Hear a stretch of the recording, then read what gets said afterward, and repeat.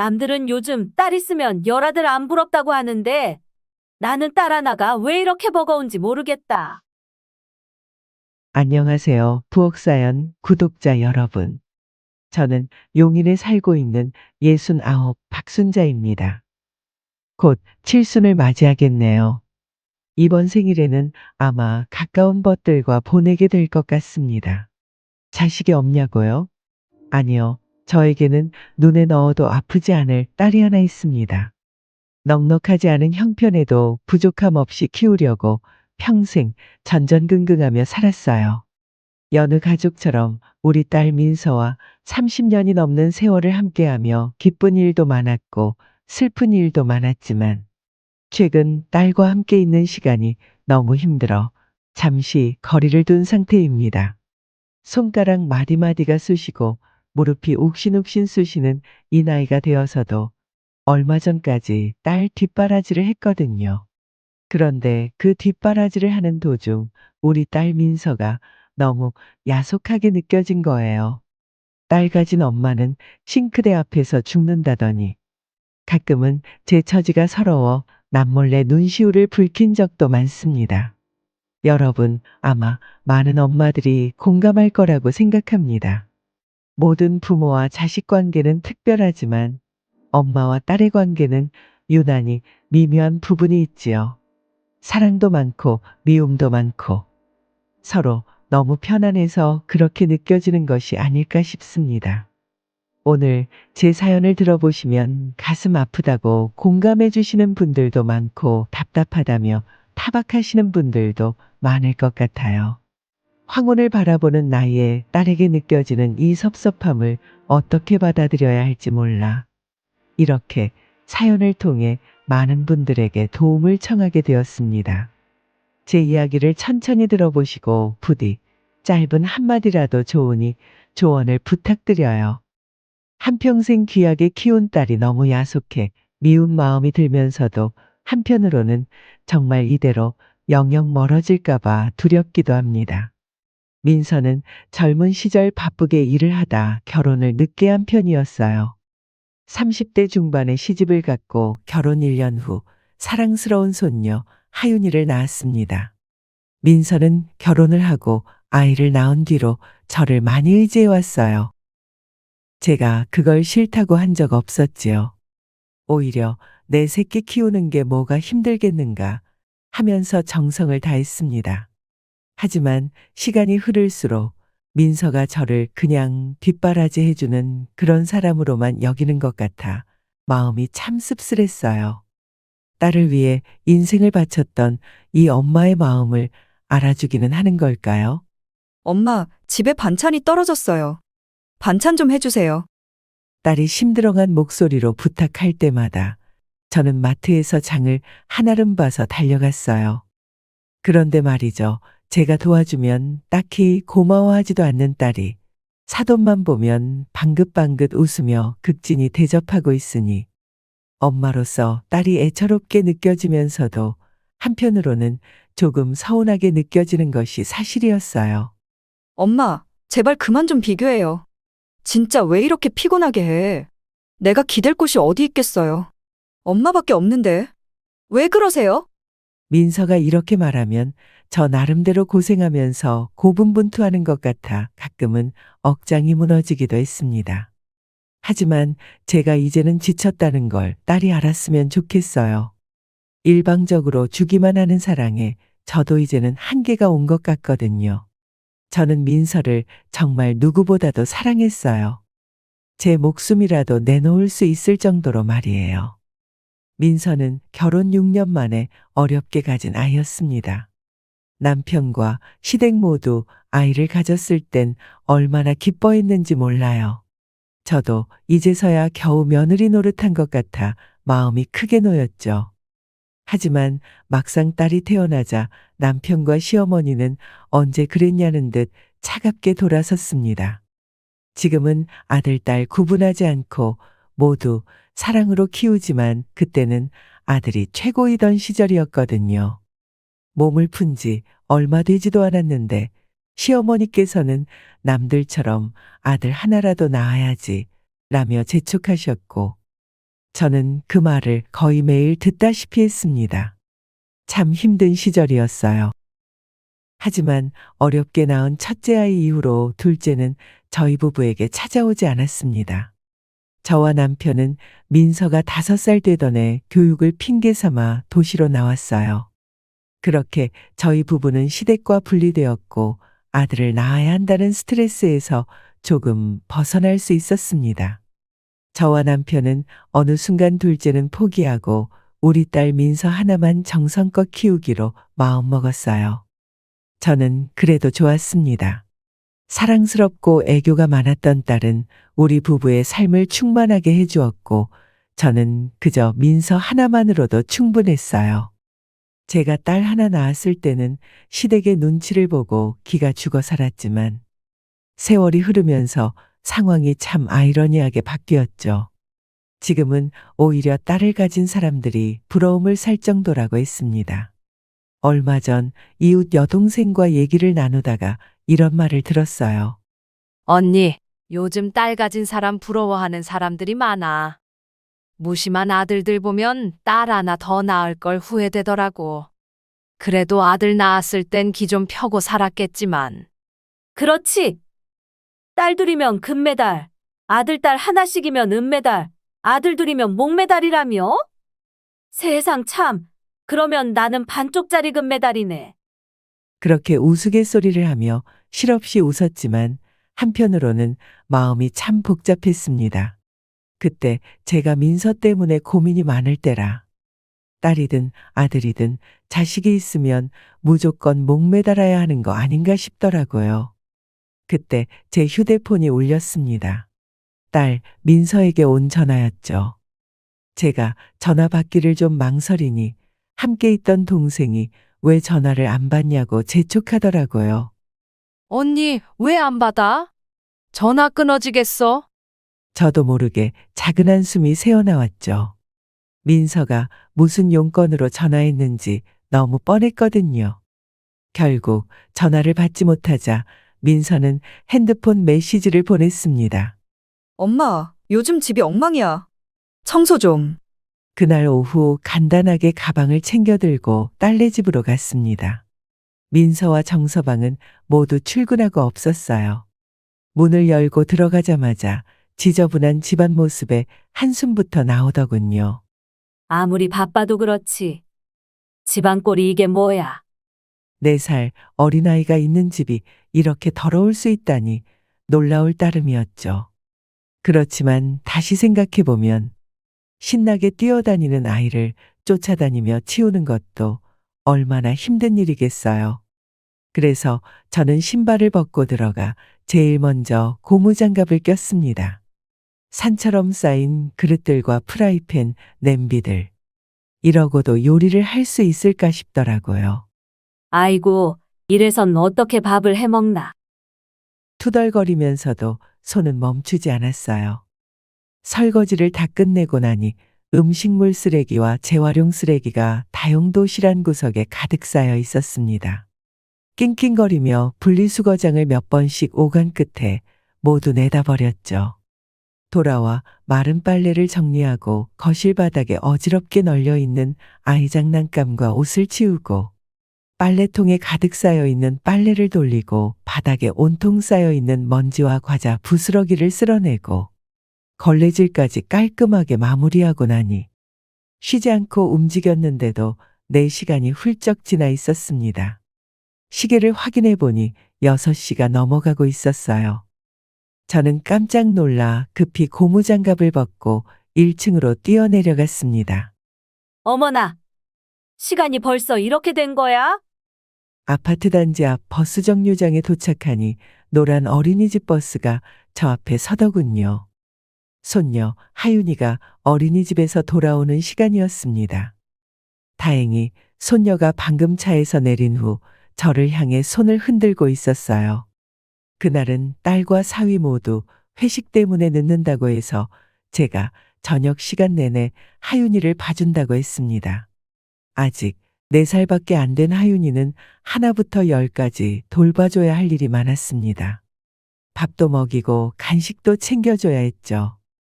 하윤이를 데리고 다시 집으로 올라와 냉장고를 열어보니 냉장고도 엉망이더라고요.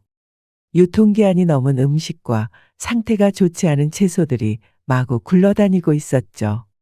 얼른 손녀딸의 밥을 챙겨주고 냉장고 구석구석 쌓여있는 쓰레기를 다시 정리했어요. 그리고 손녀를 씻기고 재우고 나니 어느새 시간은 9시가 넘어가고 있었습니다. 녹초가 되어 거실에서 허리를 겨우 펴고 있는데 현관문 열리는 소리가 나더라고요. 딸 민서와 정서방이 함께 들어왔습니다. 정서방은 저를 보더니 밝게 웃으며 인사했어요. 장모님, 오늘 하윤이 봐주셔서 감사합니다. 그런데 집이 진짜 깨끗하네요. 저희 집이 이렇게 깔끔했던 적이 있었나요? 고생 많으셨어요. 그러게, 엄마가 매일 와줬으면 좋겠다. 딸이 장난스럽게 덧붙이더군요. 고생은 많이 했지만 아이들의 웃음을 보니 피로가 조금 풀리는 듯 했습니다. 그래, 엄마 골병 나서 죽겠다. 아무리 바빠도 집 좀 치우고 살아. 알았어. 요즘 좀 바빠서 그랬어. 그래, 엄마 덕분에 살았다. 이제야 사람 사는 집 같아. 제가 가볍게 타박하자 딸은 머쓱하게 웃더군요. 그리고 집으로 돌아가기 위해 다시 짐을 챙겼습니다. 하루 종일 허리 한번 못 펴고 집안일을 했더니 온몸이 땀에 절어 끈적했어요. 이제 좀 편하게 들어가서 쉬자고 생각했는데 딸이 미안한 표정으로 말하더군요. 엄마, 어쩌지 우리가 술을 마셔서 엄마 못 데려다 줄 것 같아. 오늘은 택시 타고 들어가세요. 그래, 택시 타고 가면 돼. 너 엄마 없으면 회사 생활도 못 하겠다? 엄마 없으면 힘들지. 허리가 끊어질 듯 아파서 문을 나서며 허리 스트레칭을 했죠. 칠흑같이 어두운 하늘을 보니 그제야 몇 시간 만에 처음으로 한숨 돌리게 되더라고요. 그런데 그 순간 배에서 꼬르륵 소리가 났습니다. 집을 쉴 틈 없이 치우느라 정신이 없다 보니 밥을 먹지 못한 거였어요. 딸은 들어와서 제게 밥을 먹었냐고 묻지도 않았습니다. 조금 기분이 씁쓸해지는 것을 느끼며 터벅터벅 혼자 걸어갔죠. 사실 기분이 상한 건 아니었어요.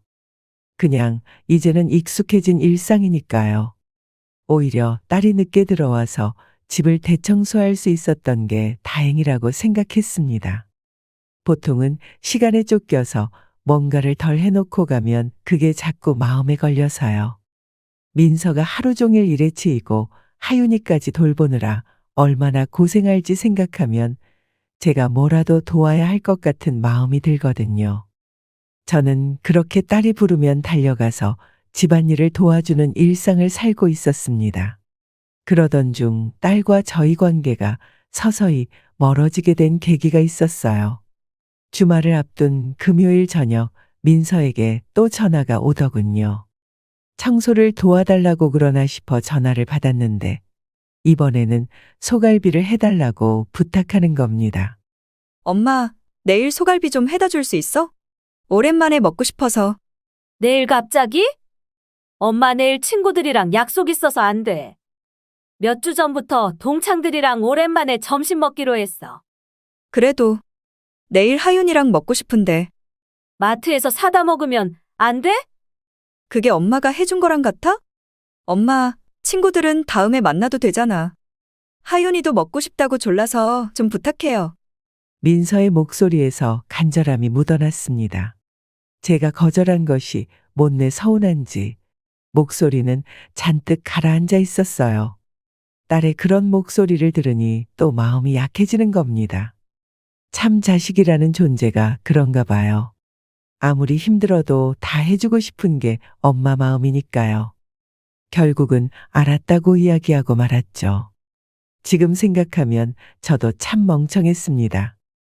그놈의 소갈비 알아서 해먹던지 사먹던지 하면 될 일인데 그게 뭐라고 열심히 만들어서 가져다 바쳤는지 모르겠네요. 어쨌든 민서와 전화를 끊고 친구들과 약속을 취소했습니다. 오랜만에 얼굴을 보기로 했던 동창들은 아쉬워했지만 어쩔 수 없었죠. 전화를 끊고 서둘러 마트에 가서 갈비 재료를 잔뜩 사왔습니다. 내일 점심까지 갈비를 준비해서 가려면 오늘부터 준비해야 할 것이 많았거든요. 민서는 갈비에 밤이 들어가는 걸 정말 좋아했어요. 갈비에 넣는 밤이 부스러지지 않게 하려면 큼직한 것으로 준비해야 했습니다. 그리고 밤에 단맛이 느껴지면 갈비가 더욱 맛있게 되었죠. 저는 신선식품 코너에서 알이 크고 통통한 밤을 골랐습니다. 부여나 공주에서 나온 밤이 좋다고 하여 생산지까지 꼼꼼하게 따진 후 반질반질 윤기가 도는 밤을 골랐죠. 다행히 요즘에는 속껍질이 쉽게 벗겨지는 밤이 있어 좀 더 쉽게 손질할 수 있었습니다. 그렇게 금요일 저녁부터 고기 핏물을 빼고 갈비 양념을 손수 만들어서 넉넉하게 갈비를 했습니다. 그리고 다른 반찬들도 몇 가지 준비했죠. 다음 날 점심시간에 맞춰 무거운 짐을 가득 들고 딸네 집 앞으로 갔습니다. 집으로 올라가기 전 딸에게 전화를 걸었어요. 지금 가지고 올라간다고요. 그러자 민서가 갑자기 이렇게 말하더군요. 엄마, 갈비는 경비실에 맡겨두시면 안 될까요? 왜? 엄마 무겁고 힘들어. 빨리 들고 올라갈게. 아니, 지금 시어머니가 계셔서. 사부인 있으면 얼굴 보면 되지. 내가 못 갈 게 뭐가 있니? 이거 변할 수도 있어. 집에 바로 가지고 올라가야 해. 엄마, 제발, 내가 불편해서 그래요. 그냥 갈비 맡겨놓고 가세요. 알겠죠? 그럼 나 지금 바빠서 이만 끊을게요. 그렇게 다급하게 말하고 전화를 뚝 끊어버리더군요. 저는 잠시 어이가 없어 전화기를 들고 길에 한참 서 있었어요. 저는 갈비를 만들면서 당연히 딸 집에서 함께 점심 식사를 할 거라고 생각했습니다. 하지만 저만의 착각이었죠. 어제부터 신나게 만들었던 갈비와 반찬을 바라보는데 저와 같이 길에 덩그러니 버려져 있는 것 같아 서글픈 감정이 밀려 올라오더군요. 저는 세차게 고개를 흔들며 마음을 다잡았습니다. 그래, 시어머니가 집에 있으면 불편할 수도 있지. 나도 시어머니가 얼마나 어려웠었나. 그렇게 생각하며 딸을 이해하려고 했죠. 민서 말대로 경비실에 갈비와 반찬을 맡겨놓고 피곤한 발걸음을 돌려 그대로 다시 집으로 돌아왔습니다. 딸에게 다시 전화가 온 건 그날 저녁이었어요. 오늘 낮에 시어머니께서 연락도 없이 갑자기 찾아오셔서 어쩔 수 없었다고 하더군요. 저는 딸에게 서운한 티를 내지는 않았습니다. 그저 갈비와 반찬을 맛있게 먹으라고 했고 딸도 고맙다고 인사하며 간단하게 통화를 마쳤어요. 그리고 얼마 후 우연히 동네 큰 시장에 갔다가 안사돈을 마주친 일이 있었어요. 김치를 담그기 위해 야채를 사고 있을 때였습니다. 갑자기 뒤에서 누군가 인사하는 소리가 나서 돌아보니 안사돈이 서 있더군요. 안녕하세요. 어떻게 여기서 뵙네요? 네, 안녕하세요. 김치 좀 담그려고 나왔어요. 요새 별일 없이 잘 지내시죠? 아, 전에 주셨던 소갈비는 잘 먹었어요. 저희 식구들이 다들 맛있다고 하더라고요. 소갈비요? 네, 얼마 전 우리 막내딸이 취직했잖아요. 그래서 민서가 소갈비 가지고 왔는데, 아, 그거요? 맞아요. 제가 깜빡했네요. 맛있게 드셔서 다행이에요. 저는 순간 머리가 하얘졌습니다. 그 소갈비는 민서가 가족과 함께 먹고 싶다고 해서 약속까지 취소하고 달려가 만들어준 거였는데 그게 그대로 사돈 집으로 갔다는 사실을 눈치챘죠. 딸의 행동, 이해가 가면서도 그날의 고생이 생각나 왠지 모를 서운함이 밀려오더군요. 자기 엄마한테는 식사는 하셨냐라는 소리는 한 번도 안 하는 딸이. 사돈 댁에서는 막내 아가씨 취직까지 챙기는 살뜰한 며느리인 모양이었습니다. 상황이 이렇다 보니 뭘 위해 이렇게까지 해야 하나 회의감이 들기 시작했어요. 하지만 민서에게 따로 이야기는 꺼내지는 않았습니다. 자기도 시댁에 잘 보이려고 그렇게 했을 텐데 친정 엄마로서 차마 서운하다는 표시를 낼 수 없더라고요. 하지만 지금처럼 딸이 해달라는 대로 모두 쫓아다니며 해주는 게 맞는 건지 진지하게 생각하기 시작했습니다. 사실 딸이 항상 시댁을 먼저 챙기고 있다는 것은 잘 알고 있었어요. 저도 시집살이를 해본 사람으로서 민서의 심정은 이해가 갑니다. 시댁이란 곳이 원래 더 어렵고 아무리 신경 써도 좋은 소리 듣기가 힘든 곳이니까요. 예전에 민서 집에서 집안일 해주고 손녀딸 하윤이를 재우다가 저도 모르게 그만 깜빡 잠든 일이 있었습니다. 30분 정도 지나 설핏 잠에서 깼어요. 그러자 열린 문 틈 사이로 딸과 사위가 나누는 대화 소리가 조용히 새어 들어오더군요. 저는 잠이 완전히 깨지 않아 누워서 대화를 듣고 있었습니다. 딸이 먼저 말을 꺼내더군요. 이번 명절에는 용돈 어떻게 드리지? 그러게. 이번 명절 지나고 나면 가족여행도 가야 하잖아. 돈 나갈 일이 너무 많네. 그러면 우리 엄마는 10만 원만 드리자. 그래도 어떻게 그래? 똑같이 드려야지. 사위가 이야기하자 딸은 한숨을 쉬며 대답했습니다. 그렇다고 어머니한테도 10만 원 드릴 순 없잖아. 어머니 성격에 가만히 계시겠어? 10만 원만 드렸다고? 그리고 말 안 하면 우리 엄마가 어떻게 알아? 그리고 안다고 하더라도 우리 엄마는 그런 걸로 안 서운해해. 돈 쓸 일도 별로 없고 걱정 마. 저는 그 말을 들으면서 끝까지 못 들은 척 눈을 감고 있었지만 마음속으로는 너무 속상했습니다. 딸이 저보다 시집을 더 신경 쓴다는 것은 이미 눈치로 다 알고 있으면서도 직접 듣게 되니 기분이 남다르더군요. 민서의 시댁은 형편이 꽤 넉넉한 편이었어요.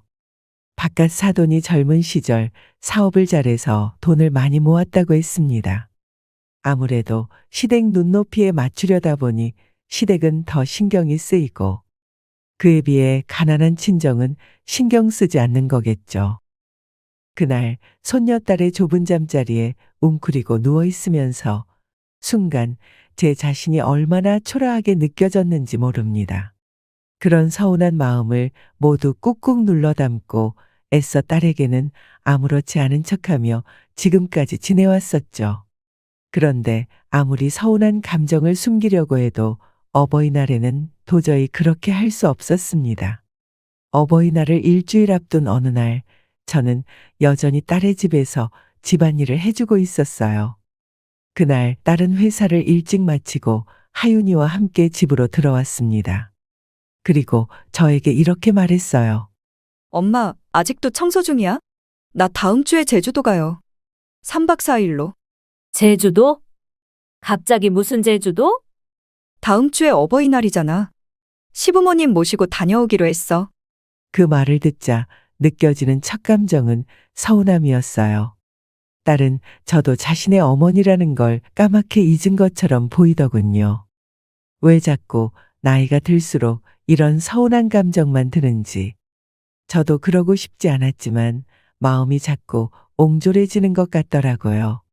그래, 재밌겠네, 제주도. 제가 태어난 척 말했지만 속으론 조금 씁쓸했어요. 사실 저는 제주도에 한 번도 가본 적이 없거든요. 예전에 민서한테 제주도에 가고 싶다고 말했던 적도 있었는데 그걸 민서가 기억이나 하고 있을지 모르겠더라고요. 서운해하는 제 표정이 티가 났는지 민서가 갑자기 이렇게 말하더군요. 엄마도 가고 싶어? 엄마는 다음에 데려가 줄게. 가고 싶긴 하지. 됐어, 재밌게 놀다 와. 시부모님이랑 좋은 시간 보내. 말은 그렇게 했지만 마음속으론 서운한 반 기대 반이었어요. 그래도 민서가 저를 챙기긴 하려나 싶기도 했고요. 그런데 그 기대도 잠시뿐이었습니다. 민서가 핸드폰 메시지를 확인하더니 조금 곤란한 표정으로 저에게 이야기했어요. 엄마, 정서방한테 메시지가 왔는데 지금 하윤이 데리고 바로 나가봐야 할 것 같아. 왜? 바깥에서 시부모님이랑 같이 외식을 하기로 해서 오늘 집안 모임이 있거든요. 아, 그래? 딸과 정서방은 저와 외식을 한 적이 거의 없었어요. 딸 집에 집안일을 하러 일주일에 두세 번씩 와도 함께 식사를 하는 일은 한 달에 한 번도 없었습니다. 하지만 시댁과의 저녁 식사는 못해도 한 달에 두세 번은 하는 것 같더군요. 엄마도 같이 먹으면 불편하잖아. 집에서 편하게 드세요. 겉으로는 저에게 미안해하며 배려해서 하는 말처럼 들렸지만 그 말의 진짜 뜻은 결국 집에 가라는 거였어요. 엄마, 서운해하지 말아요. 엄마도 다 알면서 왜 그래? 결국 오늘 제가 민선의 집에서 한 건 김치 정리해주고 청소해준 게 다였어요. 이 시간까지 밥도 못 먹고 말입니다. 점점 딸이 해도 해도 너무한다는 생각이 들더군요. 결국 저는 더 이상 참지 못하고 딸에게 한마디 하고 말았습니다. 너는 시부모가 오셔도 같이 먹으면 불편하다고 집으로 가라고 하니? 무슨 그런 말을 해. 엄마랑 다르지. 민서가 당황한 표정을 지으며 대답했죠. 제가 속상한 마음에 다음 말을 이었어요. 너도 참 너무한다. 너 내 저녁 식사 한 번이라도 챙긴 적 있어? 시부모는 그렇게 극진히 모시면서 엄마한테는 온통 부탁밖에 안 하잖아. 말을 내뱉고 나니 저도 모르게 그동안 서운했던 감정들이 한꺼번에 쏟아져 나오는 것 같았어요. 쪼잔한 엄마가 되기 싫어서 참으려 했지만 켜켜이 쌓여있던 서운함이 한순간 터져 나온 거죠. 그러자 딸의 표정도 점점 어두워졌습니다. 엄마까지 이러면 나 정말 힘들어. 내가 시댁 눈치 많이 보는 거 알잖아. 엄만데 그것도 이해 못 해줘? 민서가 그렇게 말하는데 그 말이 참 신기했어요. 엄마인데 그 말은 마치 마법 같은 말이었습니다. 딸에게 수도 없이 들어왔고 그 말을 들으면 맥이 탁 풀려버려요. 무슨 일이든 그래 내가 엄마니까 참자 하고 넘어가게 되더라고요. 이번에도 마찬가지였어요. 결국 알았다고 이해한다고 말하고 나서 혼자서 집으로 돌아왔죠. 집으로 돌아오는 길에 딸에게 그런 말을 했던 게 계속 신경이 쓰여서 메시지를 보냈어요. 하지만 답장은 없더라고요. 서로 꽁한 마음이 남아서였는지 그 뒤로는 한참을 연락하지 않았어요. 사실 제가 먼저 연락하지 않으니 민서도 굳이 저에게 연락하지 않았습니다. 그리고 시댁 가족과 함께 여행을 간다던 어버이날이 다가왔습니다. 당일 아침 혹시나 전화가 오려나 하고 기다렸지만 아무 연락이 없더라고요. 대신 오전쯤에 제 계좌로 10만 원이 입금됐어요. 딸이 보낸 돈이었죠. 말없이 송금된 그 10만 원이 어버이날 선물인 듯 했습니다. 그래도 돈을 보냈으니 보냈다고 연락을 하겠지 하고 기다렸는데 전화는 끝내 오지 않았어요. 마음이 조금 허전하더군요. 어버이날인데 그냥 전화 한 통이라도 해주면 좋을 텐데. 이런 생각이 들었지만 야속한 딸로부터는 감감무소식이었습니다. 결국 제가 먼저 휴대폰을 집어들었습니다. 민서야, 아침에 보낸 돈 잘 받았어. 어버이날 선물이지? 응, 맞아. 고마워. 잘 쓸게. 그런데 무슨 돈을 이렇게 보냈니? 앞으로는 돈 안 줘도 돼. 마음만 받아도 충분해. 다음에는 그냥 다 같이 밥 한 끼 먹자. 엄마는 그게 더 좋아. 저는 제 솔직한 마음을 털어놓았습니다. 돈보다도 딸의 얼굴을 한 번이라도 더 보는 게 좋았거든요. 그런데 민서는 제 생각과는 다르더라고요. 엄마, 나는 밥 한 끼 먹자는 게 더 부담스러워. 다른 행사도 많아서 버거운데 엄마까지 그렇게 챙겨야 하면 어떡해. 순간 당황스러웠어요. 어버이날에 전화했더니 이런 말까지 들어야 하나 싶은 생각이 들었습니다. 그래서 딸에게 다시 되물었어요. 근데 너는 시부모님은 어버이날이라고 모시고 제주도 여행도 다녀오잖아. 그건 시부모님이니까 그렇지. 엄마, 시부모님이랑 엄마는 사정이 완전히 다르잖아. 엄마, 꼭 지금 그런 이야기까지 해야겠어? 피곤하게 왜 이래 진짜. 민서가 이렇게 말하는데 순간 제 마음이 무겁게 가라앉았어요. 마치 제가 딸의 나쁜 감정을 버리는 쓰레기통이 된 것 같더라고요. 그런데 왜 엄마한테는 그렇게 말해? 엄마는 어떤 상처를 받아도 괜찮아? 서운해하든 말든 상관없어? 엄마니까 이런 얘기도 할 수 있는 거 아니야? 내가 의지하고 기댈 곳이 어디 있어? 엄마밖에 없잖아. 엄마가 이러는 게 더 서운해. 그날 딸과의 대화는 점점 감정적으로 변해갔습니다. 결국 소갈비를 왜 시댁에 가져다 줬느냐, 엄마가 너네 시댁에 음식해다 바치는 사람이냐라는 이야기까지 나오게 되었죠. 그동안 꾹꾹 눌러왔던 서러운 사건들이 한번 입을 열자 쉴 틈 없이 쏟아져 나왔습니다. 결국 딸은 크게 화를 내더군요. 엄마, 나 키운 게 그렇게 억울해? 나는 그냥 엄마니까 그래서 엄마한테 의지한 거야. 민서야, 엄마도 사람이야. 그런데 요즘 내가 느끼는 건 네가 나를 사랑해서 의지하는 게 아니라 그냥 뒷바라지해주는 편리한 사람 정도로만 생각하는 것 같아. 그럴 리 없잖아. 무슨 말을 그렇게 서운하게 해? 저는 눈물이 나올 것 같았지만 꾹 참으며 마지막으로 이야기했습니다. 남들은 요즘 딸 있으면 열아들 안 부럽다고 하는데 나는 딸 하나가 왜 이렇게 버거운지 모르겠다. 네가 조금이라도 엄마를 생각했다면 엄마는 끝까지 네가 하라는 대로 했을 거야. 그런데 이제 엄마는 그만하고 싶다. 주기만 하는 사랑에 지쳤어.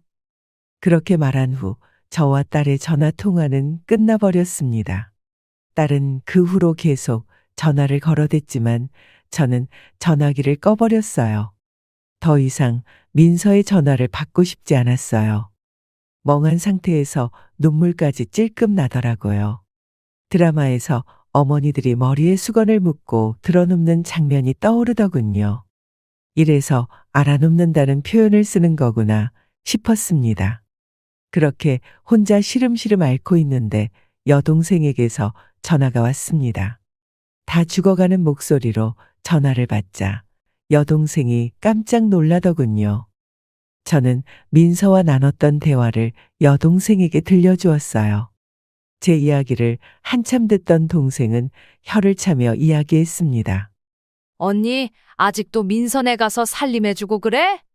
반찬도 해다 바치고? 그러지 마. 뭐하러 사서 고생하고 사서 상처받아. 나는 그냥 우리 딸 고생할까봐. 제가 풀이 죽은 목소리로 이야기하자 여동생은 저에게 따뜻한 위로를 건넸습니다. 근데 그 정도 고생은 좀 하고 살아야 하더라.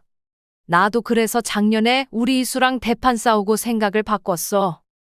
우리 딸이 내가 해준 반찬 몰래 버리다가 딱 걸렸지 뭐야. 그래서 내가 뭐라고 했더니 누가 해달라고 했냐고 나한테 화를 내더라고. 그리고 한숨을 푹 쉬더니 이어서 이야기했어요. 그러면서 필요할 때만 불러서 고생시키고 말이야. 맨날 아기 맡기고 지들끼리 놀러 다니고. 자식들 다 똑같아. 우리가 너무 오냐오냐 키워서 그런 거지 그렇다고 자식들이 고맙다고 생각하진 않아. 언니도 이제 딸한테서 졸업 좀 해. 내가 그 뒤로 딸한테 신경 딱 끊으니까 세상 편하고 좋더라. 나를 종처럼 부리던 상전이 없어지니까 얼마나 좋은지 몰라. 여태 내가 왜 그렇게 살았나 싶더라고. 여동생의 말이 제 가슴에 쿵 하고 와닿았어요. 저도 슬며시 깨달아지더라고요. 정말 내가 너무 딸을 끌어안고만 있었나 싶었습니다. 이제는 아무리 부탁해도 절대도 안 봐줘. 언니도 눈 딱 감고 그렇게 해봐. 삶이 달라져. 여동생의 말을 듣고 나니 정말 자식에게서 졸업할 때가 된 것 같았어요. 그동안 저는 너무 오랫동안 자식만 바라보고 살았던 것 같아요. 그게 당연한 줄 알고 민서도 그걸 당연히 여긴 거죠. 하지만 이제는 저도 민서에게서 서서히 거리를 두기로 결심했습니다. 시댁을 더 챙기니 나를 더 챙기니 그런 걸 따지는 것도 모두 어리석었다는 걸 깨달았어요. 이제는 자식이 제 품을 떠났다는 걸 인정해야 했고 저도 제 인생을 살아가야 한다는 걸 이제서야 알게 되었습니다. 그래서 그날 이후로 저는 마음을 추스르기로 했어요. 여동생의 말도 제 스스로의 깨달음도 모두 틀린 게 하나도 없었죠. 내가 내 마음대로 사랑을 주고 그 사랑이 되돌아오지 않는다고 서운해하는 게 얼마나 소모적인 일인지 이제야 알 것 같더라고요. 그렇게 깨닫고 난 후 저는 민서에게 더 이상 연락하지 않게 되었습니다. 연을 끊으려는 건 아니었어요. 그냥 민서가 뭘 하는지, 별일은 없는지, 필요한 건 없는지 그런 쓸데없는 걱정을 하지 않기로 한 거죠.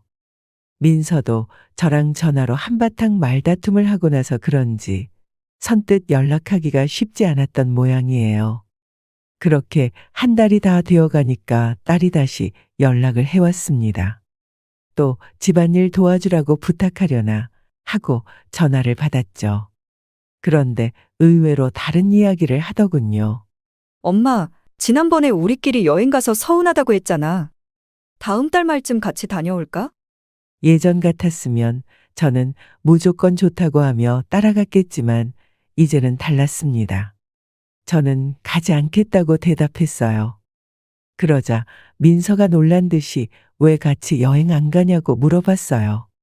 나 그때 이모랑 제주도 가기로 했어. 민서는 깜짝 놀라며 다시 물었지만 똑같이 대답했습니다. 제가 지어낸 말이 아니었어요. 진짜로 여동생과 함께 제주도에 가기로 했거든요.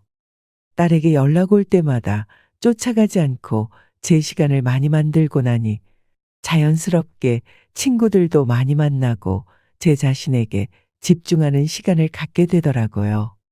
딸이 고생하며 전전긍긍하는 모습을 생각하면 마음 아프지만 여동생의 조언대로 그 정도 고생은 해야 한다고 생각하니 불편했던 마음도 점차 사라졌습니다. 이제는 딸과의 관계도 적당히 거리두기를 하면서 제 삶을 즐기기로 결심했어요. 딸은 아직 저희 결심을 받아들이지 못하고 서운해하는 것 같았습니다. 엄마가 그러면 어떡해? 나 바쁜 거 알잖아. 엄마 도움이 필요해. 하윤이는 누가 봐줘? 나 이제 허리도 아프고 손목도 아파서 더 이상 너네 집안일 못 도와줘. 도움이 필요하면 젊은 사람으로 구해.